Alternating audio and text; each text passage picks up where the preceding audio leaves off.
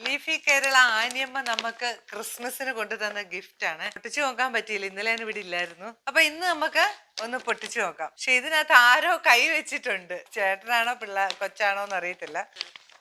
കണ്ടോ, തുറന്നു നോക്കാം. ആനിയമ്മയാണ് കഴിഞ്ഞ പ്രാവശ്യവും ഓണത്തിനും ആദ്യത്തെ ഗിഫ്റ്റ് കൊണ്ട് തന്നത്. ഇപ്രാവശ്യം ക്രിസ്മസിനും ആനിയമ്മയുടെ വക ആദ്യത്തെ ഗിഫ്റ്റ് ഇവിടെ എത്തിയിട്ടുണ്ട്. ഇതെനിക്ക് എക്സ്ട്രാ കൊണ്ട് തന്ന കേട്ടോ. ഇത് കാന്താരിപ്പൊടിയാണ്. ഇത് നമ്മുടെ നാരങ്ങയും ഈന്തപ്പഴവും കൂടെ ഉള്ള അച്ചാറാണ് കേട്ടോ. ഇത് ബീഫ് അച്ചാർ, നെല്ലിക്ക വരട്ടിയത്, ഇത് ഫിഷ് പിക്കിള്, അവലോസുണ്ട. ഇതിനകത്തുനിന്നാണ് ഒരെണ്ണം മോഷണം പോയത്.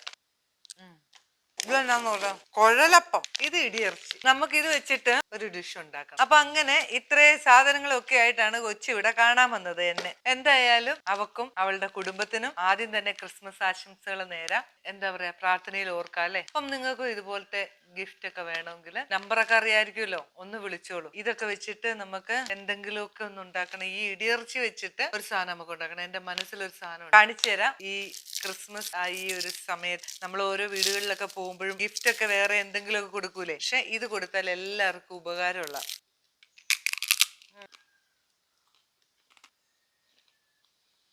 എന്തായാലും അടിപൊളി.